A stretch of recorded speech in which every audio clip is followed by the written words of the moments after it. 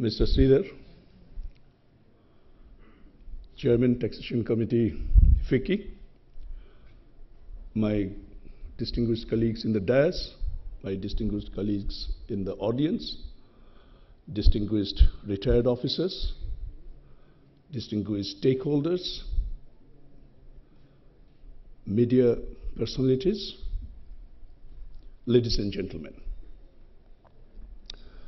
First of all, my warm greetings to all of you on the occasion of Central Excise Day, which is being celebrated on 24th February every year. The advantage of speaking at the last is that quite a few things which I had jotted down before coming for this occasion, which I wanted to say, has already been said by my previous distinguished speakers, mainly Mr. G.S. Narang, who has given the broad history of Central Excise, then of course Mrs. Lalita John, then Mr. Sridhar also, but Mr. Sridhar has raised certain points which I would try to cover in the last part of my address. So please pardon me if there is some repetition. For the uninitiated ones who, because we have not only from officers from the department, we have outside the department as well. The first question comes to mind is why we are celebrating on 24th February, the Central Excise Day. Mr. Narang has already given some idea, but I just want to elaborate on it. In the British India, the first time excise was imposed on salt in 1870. And then in 1894, the second item was brought under excise, and that is cotton textiles. And I don't have to say what an impact it had in our nascent, just developing textile industry. We were under a imperialistic rule at the time, so to kill our nascent industry, perhaps that central excise duty was imposed, and all the textiles used to come from Manchester. Anyway, now there was a lull for about 30 years, and during the First World War, 1920 onwards, till 1944, there were some about 16, 17 independent enactments through which different items were brought under the central excise net.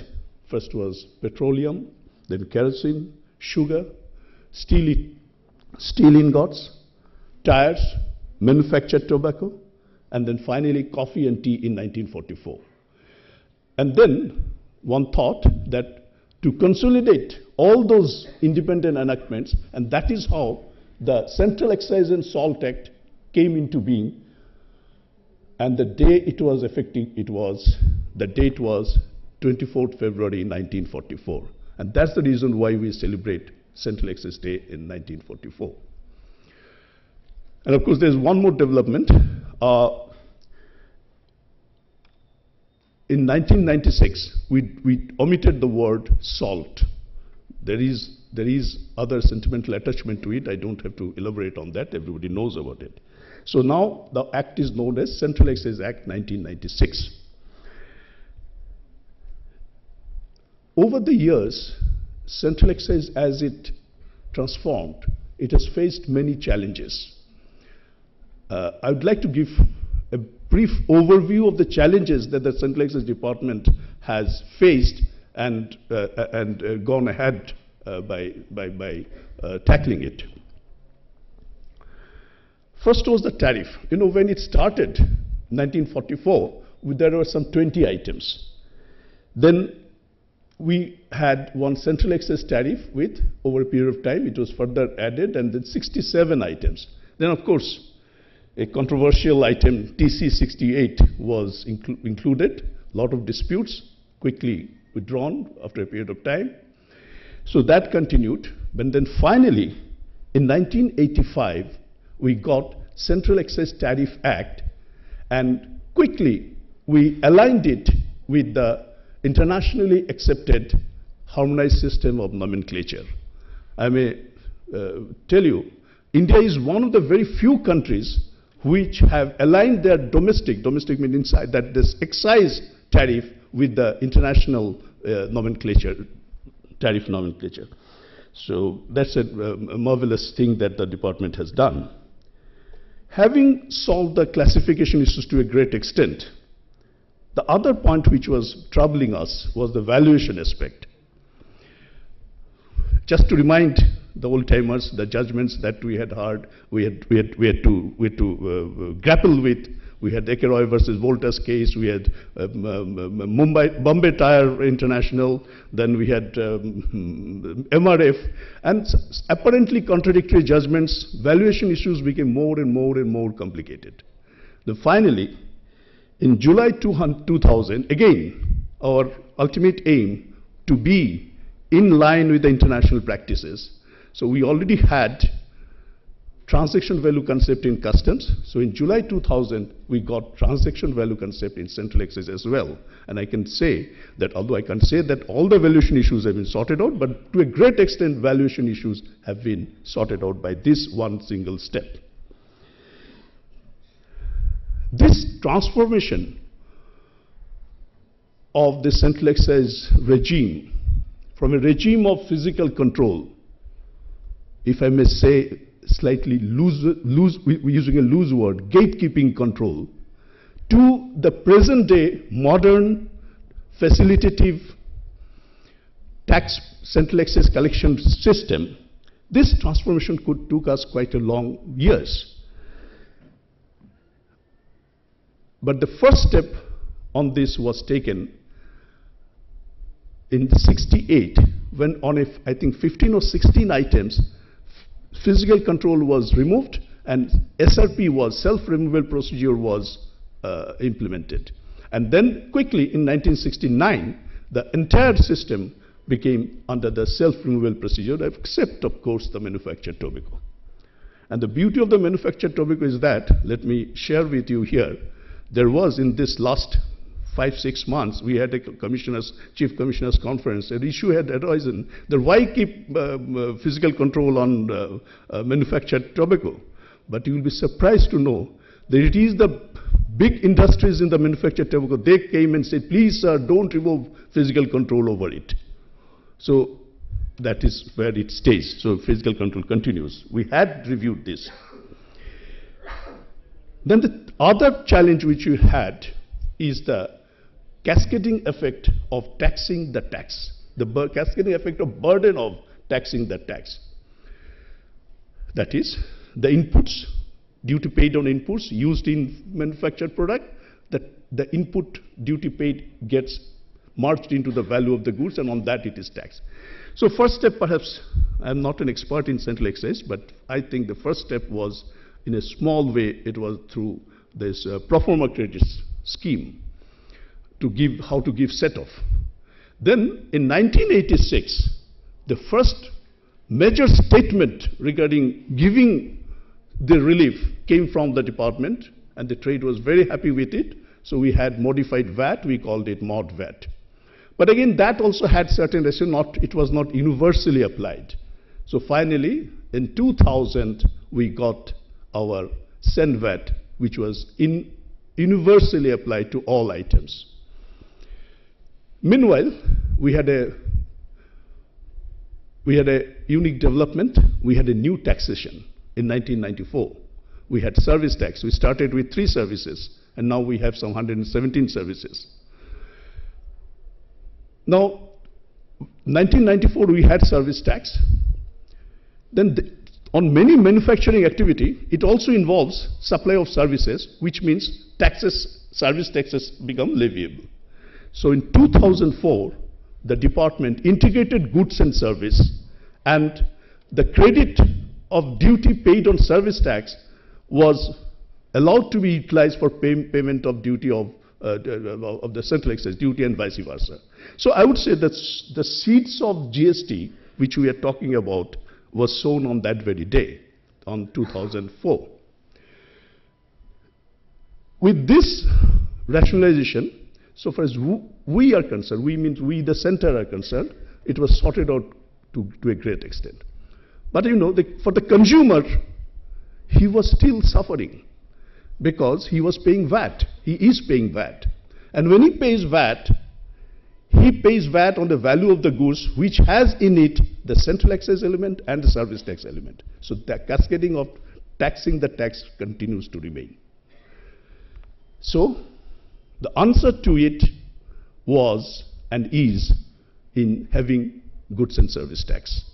There are many other issues because of which GST is needed. There are multiplicity of taxation, there are multiple points of taxation. All these things will be taken care of, one believes, when GST comes. Anyway, I'll come to GST in a later part. Let me first highlight the challenges that the department had faced and how they tackled it. I'll come back to GST slightly later. Central excise duty has been used many ways for the development of the nation. It has always been a main source of developmental finance for the government. The revenue collected through the central excise has gone for betterment of the weaker sections of the society. In fact, the DPPR, headed by Madam Nita Butalia, has been doing a wonderful job. You would have seen for the last 2-3 days, we have given a number of advertisements to make people aware how the tax you pay is being utilized for the weaker sections of the society. In today's message also we have mentioned about it. The other use of central excise is that it has also been used as a fiscal tool on a number of occasions. I will just mention about the most recent one, when the whole world was reeling under the recession and stimulus was the cry of the hour. It was the central excise duty which was reduced drastically in 3 stages to give stimulus to the economy. And I don't have to make a statement, it is for everyone to see. While the developed economies in the West could not have positive growth, or even if they had a very slight minor positive growth, we continued with our sustained growth. So to that extent, Mr. Sridhar and your friends, I would like to say that we can take some credit that Central Excise Department contributed a lot in sustaining the growth of the economy through use of this as a fiscal tool for giving stimulus. Of course, revenue collection continues to be our core competence, and we have never stopped on that.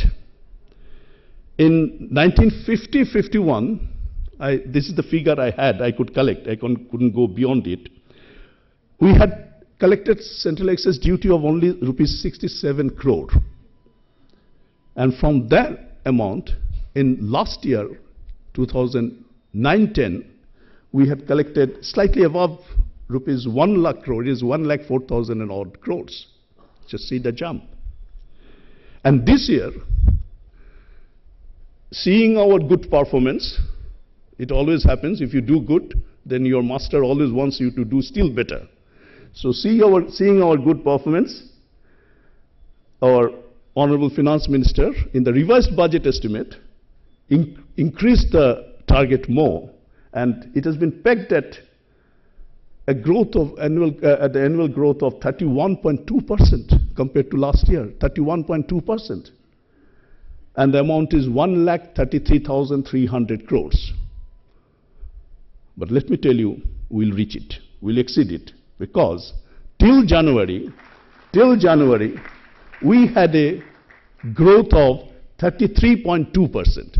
And all of us know how we get much more money in the month of March. So we are very hopeful that we'll exceed the target. And we have a vested interest in it. The vested interest is that the more we collect over the RBE, we get incremental 1% for our welfare fund, through which we can fund so many projects. We have started that already. We have given a boost to it. We want our infrastructure, our guest houses, our playgrounds, our quarters, and we need so many other things. So that is the vested interest we have, and we will meet it. Having said about revenue collection, which might put Mr. Sridhar and his ilk that we are only concerned with tax and tax collection. No, we don't forget our overarching commitment to trade facilitation and taxpayer services. On the customs side, I have said, of course, I must say that the trade facilitation has been much more on the customs side, but Central Excise is also not lagging behind. And there, we have taken a number of steps. First of all, the proper implementation, sorry, the proper implementation of IT initiatives itself is a trade facilitation measure, because the things move fast. Things move fast and transaction cost comes down. So you have just seen how the revised version of ACES have been launched today by our member Budget and Computers, and how ACES has become a hit. Mr. Sridhar has mentioned in his speech. So we are doing quite well on that front. And I'll come to the GST. When I come to GST, I'll mention how our ACES will complement with to be the whatever is coming up in GST. Then secondly, we had pilot projects of Sevattam at 4 places, 4 of the field formations. Sevattam, has been mentioned by member PNV, is a benchmarking scheme. We put the benchmark on various areas of our activity, and we keep on monitoring it.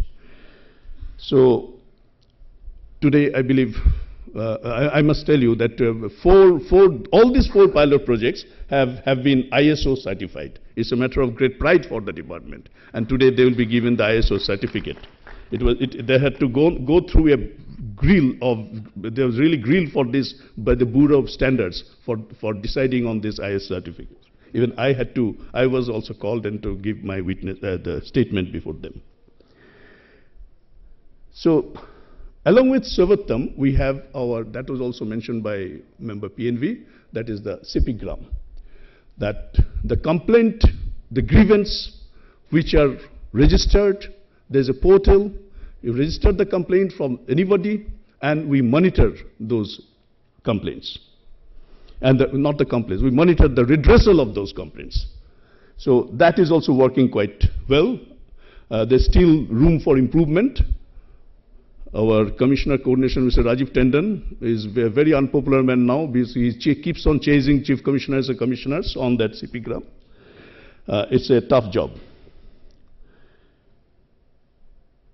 Now, the other thing, which it will be a repetition to what I said in the International Customs Day, you see, the active pursuit of knowledge and upgradation of skill is very, very essential to keep up with the business practices which is changing by the day.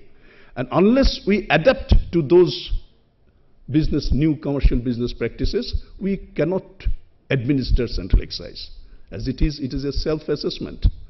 And being a self-assessment, our only tool by which we can ensure that the correct revenue is collected is mainly audit. Of course, anti-evasion has its place, but audit is the main tool. And for auditing, here I remember about 3-4 months back in one of the seminars in NFPIP, one international expert on excise from EU, Mr. Nossen, he delivered a lecture. And in course of his lecture, he mentioned one thing which struck me quite a bit. He said that excise officers today is not really an excise officer. He has to be more of an accountant. Unless he has a thorough knowledge of accountancy, he cannot audit. And after all, it is only through audit that we can see whether our taxes, Central Excise duty has been properly collected or not. So this is very important. And our member PNV has already taken certain steps in Nasen so that there are more extensive training on accountancy, modern commercial business practices, etc. But we can't leave everything to Nasen alone. Nasen has its own restriction, has its own limitations.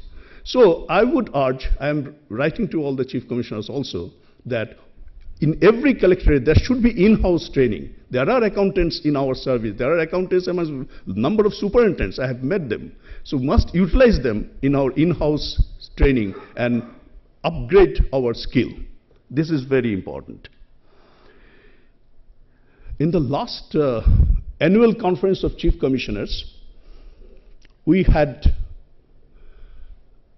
what we did, we showcased 3 unique practices in making our administration more transparent, in making our taxpayer services more visible, and we, after it was shown, this is, we circulated it, and then we asked all the chief commissioners that each field formation should think out of box and get some on their own. They should have certain in place so that this become the unique practice, and that can be replicated in other places. I am very happy to say our officers responded very proactively and positively. So in the last few months, we got number of statements about such best practices, unique practices, and we deemed it fit to compile it into a compilation, and we have named it Innovations, Pursuit of Excellence in Customs, Central Excise and Service Tax. So this book was to be released today at 1:30 by our Honorable Finance Minister, but unfortunately, those of you who are watching TV will be knowing there's Parliament session is continuing almost without any break, so this could not happen. But he has sent a message that 8 o'clock at night. This is his usual style. Most of the time he has his meeting at 8 o'clock at night. So that's time he will be releasing it. So I would request Nita that these copies, because we had planned to distribute it here, but since it has not yet been released, we can't do that. So what we'll do, we will send it to all the officers who are listed in our Sampark. And this will give you an idea that your officers, they're there. They can deliver. Only thing, they have to be told, and they are there to come out with innovative ideas. And we would like to replicate it in all the different formations. Then other thing already mentioned, that we have undertaken to make a film on Central Excise. We named it Central Excise Engine of Growth, Engine of Economic Growth. That film has been made by Directorate of Publicity and Public Relations in a very short time, and this was also to be released today. And but then, as I said, it is postponed to the evening. But I am told it will be aired on 27th of this month itself. So this gives an idea. This is just to tell the people that what we do. What is the job of a Central Excise officer, and how the Central Excise duty that we collect, how it goes for the ultimate development of the nation. And through this film and these sort of advertisements, we want to promote voluntary compliance. And as Mr. Narang mentioned, that although we have been more and more liberal, we have reduced the rate of duty, but our revenue collection has gone up. It shows that these steps would ultimately result in enhancement and buoyancy in revenue. The other thing, important thing, I thought I'll mention it. It happened only last week. You know, there will be a Rajaswa Bhavan in the junction of Kasturba Gandhi Marg and Madhavrao Scindia Marg. A huge plot has been given to the Revenue Department, and Central Board of Excise and Customs and Central Board of Direct Taxes will shift there. And we will have our own building. And I just wanted to inform that there is a very tenuous process of first fixing selecting the model of the building. So it was tendered. There was a committee there were, I think, 6 architects, very prominent architects, and from all over the country, and ex officio Chairman CBDT and Chairman CBEC were the jury members, apart from those architects, and Revenue Secretary was the chairman. There were 58 entries, and after rigorously going through each of the entries, we have selected one, and I can only tell you that this will be one of the landmark in that area, because that architecture, that sort of building has never come in India. It's a new concept altogether. The best part of the building is that it will be made of glass, a special type of glass. It goes in tune with our concept of transparency.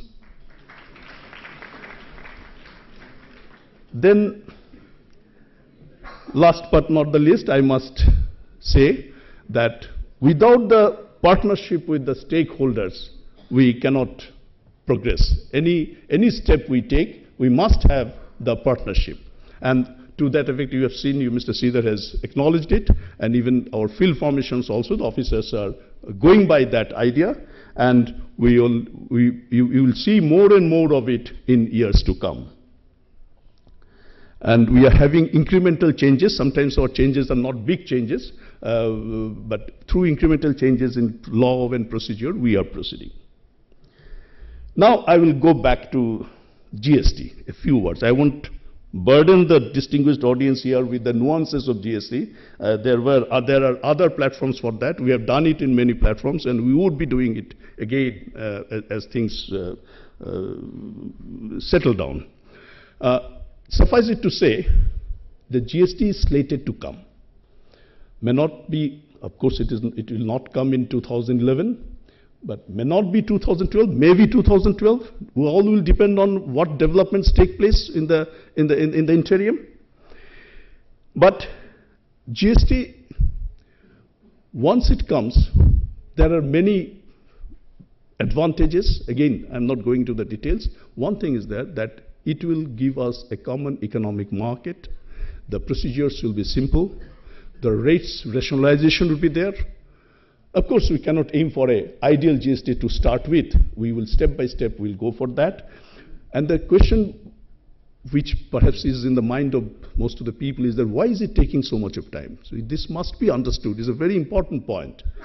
Unlike DTC, the other reform in the direct tax realm, GST, Goods and Service Tax, is a joint venture between the center and 30 plus states.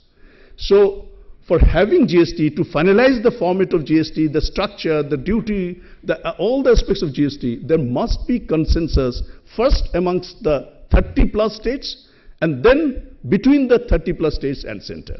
So that's the reason it's taking time. We are in democracy, and democracy demands consultation, rightly so, because definitely we are sure through such discussions we'll ultimately come out with a very unique scheme of GST.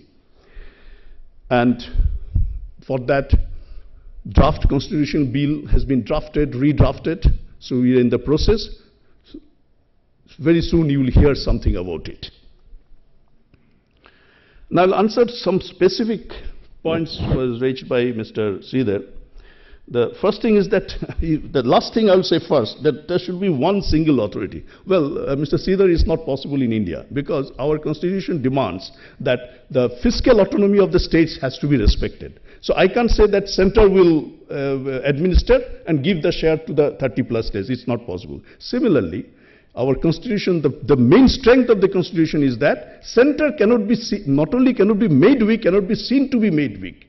So that's why it can't also happen that states will collect and give it to the center. So it's not a question of self-interest that we'll be jobless, but it is because of the constitutional mandate. So you have to bear with it, but I must clarify here, the system that we are thinking of, there will be two authorities in two separate channels, but they will be in constant coordination with each other.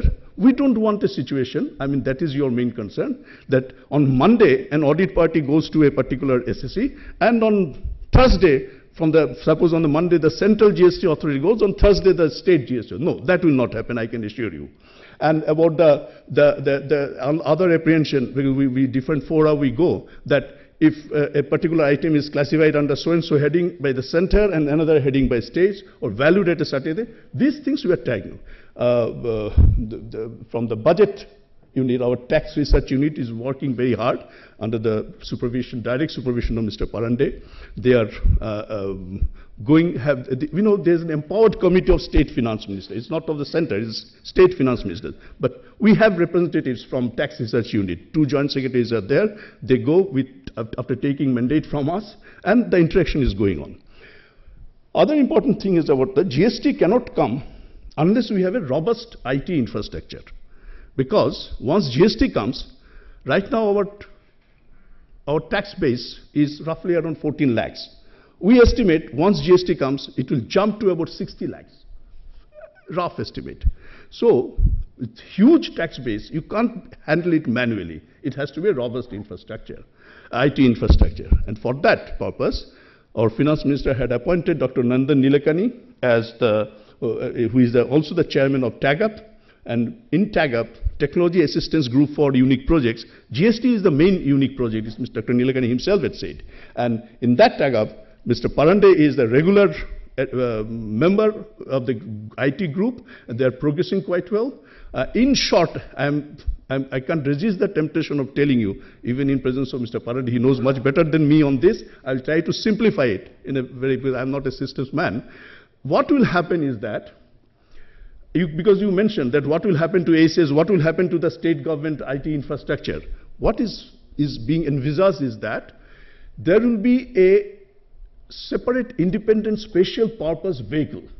That special purpose vehicle will be owned by 3 stakeholders: center, 30+ states, and a technology partner. And that technology partner has also been identified, that is NSDL.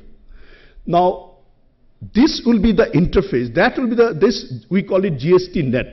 That GST net will be the one with which the SSCs will interact, and Central also will interact, and 30+ states will interact. What we will have to do, that our ACEs and the different TNXs in different states, all this will have to be made slightly modified, and for that exercise is going on so that they can talk to each other. So this will be the IT infrastructure for GST. So once that comes, the contract between the taxpayer and the SSCs will be minimum.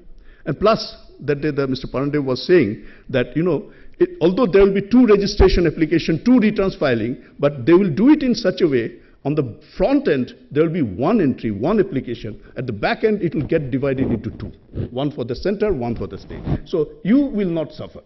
I mean, we'll try to make it as simple as that. The other portion about the harmony, I mentioned about it, about the harmony between CGST and SGST. And refunds in service tax. Well, I think Najib Shah is somewhere here.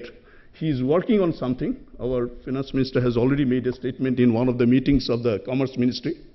They are working on it. Somewhat like drawback scheme for the service tax paid on goods which are exported. It's not export of service tax. For that, where the main problem lies. So something is coming up. A committee is looking up into it. The committee, same committee who fixes the All India Industry Rate, led by Mr. Soumitra Choudhury, the economist, and our own Mr. T.R. Dustagi and Mr. Mahapatra, the other members. They're working on it. The last point, that was your first point, I'm coming to the last. There's some MRP regime and all this. So, well, these are intricacies, because after all, this is a transaction-based tax, so I don't think you will have problem with that. And with this, I think I've taken quite a bit of time, and I again wish every colleague of mine all the best on this auspicious occasion. Thank you very much.